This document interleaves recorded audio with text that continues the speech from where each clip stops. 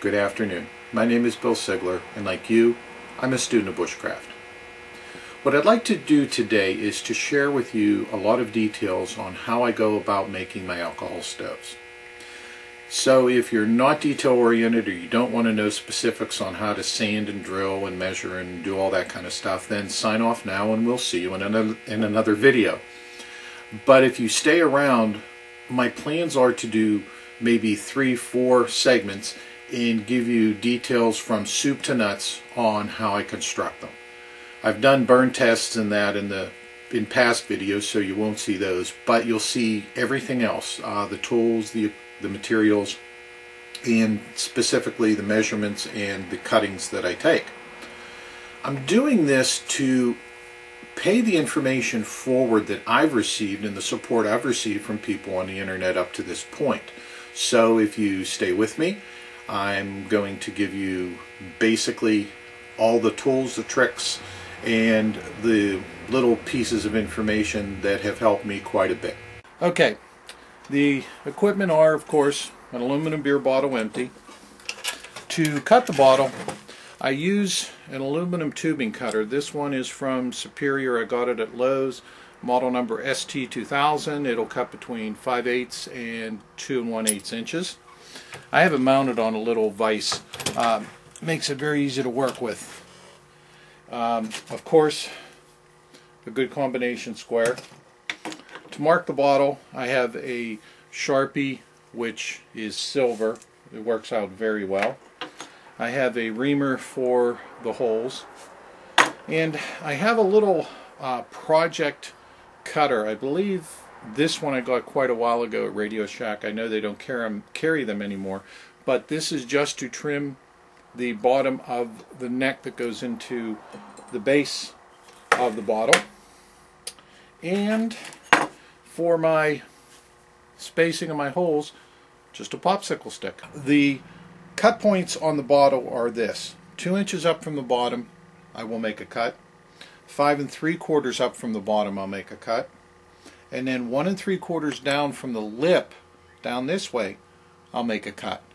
So that will give me 3 different parts. The top part that gets reversed and put into the bottom, and of course the bottom part, which is what I use. The middle part is just scrap. I haven't figured out what I'm going to do with them. Maybe someday I will. The best way that I've found to make the cuts on this are to take your combination square and set it for the 3 different settings: the 2 inch, 5 3/4, and the 1 3/4. Place the bottle on the flat part up against the roller, the end of the roller itself. Take your fine felt tip silver marker and then just rotate the bottle around while you're holding it up against, flat up against the roller itself. This will give you a good clean edge, the whole, or good clean mark the whole way around the bottle. For the 1 3/4, of course, you reverse it down. It's a little bit harder because you're not on the flat part of the bottle here.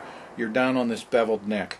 But if you're used to pressing, keeping the bottle down on the flat part of the combination square and then up against the roller itself, it really isn't all that difficult. It's a little bit easier because you can easily reach around the neck of the bottle. But once you've done a couple of these, you'll get used to how to keep the pressure on. So as you can see, I have one here at 2, one at 5 3/4, and then one down 1 3/4 from the lip to here. The reason why I put the tubing cutter in the vise is it makes this stage very much easier, I should say. The advantage here is that you can push the tubing cutter down here, and there's 2 rollers here on the tubing cutter. So you actually have 2 points, actually 3 points, the 2 rollers on the back side to help keep it on track. So you put it down in, you tighten up till it just barely touches, and the other advantage is that I'm looking in line here to where the cutter wheel is here. Excuse me, the cutter wheel is here. It's exactly in line, and I'm looking right over where my mark is. So I'll take where it'll touch and put just a little bit more on it and go around a couple times just to make sure that my mark is even, and just not even, I would say in the beginning, less than 1/8 of a turn for each time. Gives me enough pressure to get the groove going. Once the groove is going in the bottle, we can put a little bit more, but at this point it's much better to show patience, especially in the beginning, because it will cause you a lot less problems later on and the cut will be much smoother. I'll just keep going little by little until I get a good solid V going in the bottle, and then at that point I'll also reverse it.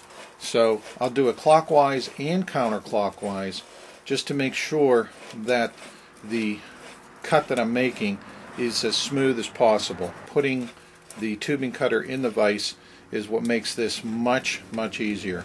Believe me, I tried it with a hacksaw and there's absolutely no comparison. It is already cutting through at some places, and this is where I'll go back and forth most of the way around and try and keep the bottle. Right now the bottle is partially split, as you can see, but to make the cut as smooth as possible, I'll keep the bottle in its original shape and continue to rotate around, and this is where you get a little bit of the waffling. But if you do it correctly, it comes out and it is pretty circular. Once again, as long as you take it a little bit at a time, and after the first couple you'll find that they work pretty well. Now it's starting to cut through because I can feel the bottle start to wiggle, and I've already heard it. You'll probably hear it before you see it, and at that point just run it a couple times. I'm seeing a cut on this part, and then run it backwards, and you can sort of put a little bit more pressure towards the cutting wheel to help you out, because you don't want to put a whole lot of pressure, or this is where it will have a tendency to mess up on you. Once again, the bottle itself is flexed, and if you do it right, when you get to the end, all you have to do is bend it a little bit and she'll come right apart. So here's our three sections. The bottom part is 2 inches. The second cut was 5 3/4, and that gave us our 3 basic parts. Now the neck part of it itself I did not cut down to here because this is at a bevel. This is where the tin snips come in. And what I'll do normally, because the neck of the bottle right here is rolled over and it's very strong, I'll take and I'll cut that away. And this is where a good pair of tin snips comes in. I normally will cut myself a V, and at this point you have to be very careful. And towards that end, the hand I have in holding the bottle, I wear a glove. So I cut a V here to start to give myself a good way to cut around the bottle, and I'll start a good inch down from my line, because when I get to the line I want to be cutting a very small sliver. I would say smaller, I'd be overlapping them, but smaller than like a 16th to a 32nd of an inch, even smaller than that. So I'll take chunks out of this a little bit at a time, and again be very careful because these things are razor sharp.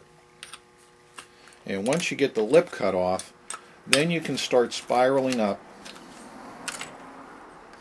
and this also is very sharp. Now you'll notice when you cut the lip that it starts to deform, so that's why you want to work your way up a little bit at a time, maybe taking 1/4 inch, and a couple times I'll just take and try and cut it off square, and then do a little bit at a time, because you'll find that you can cut much easier around the circumference of the bottle if you take a little bit.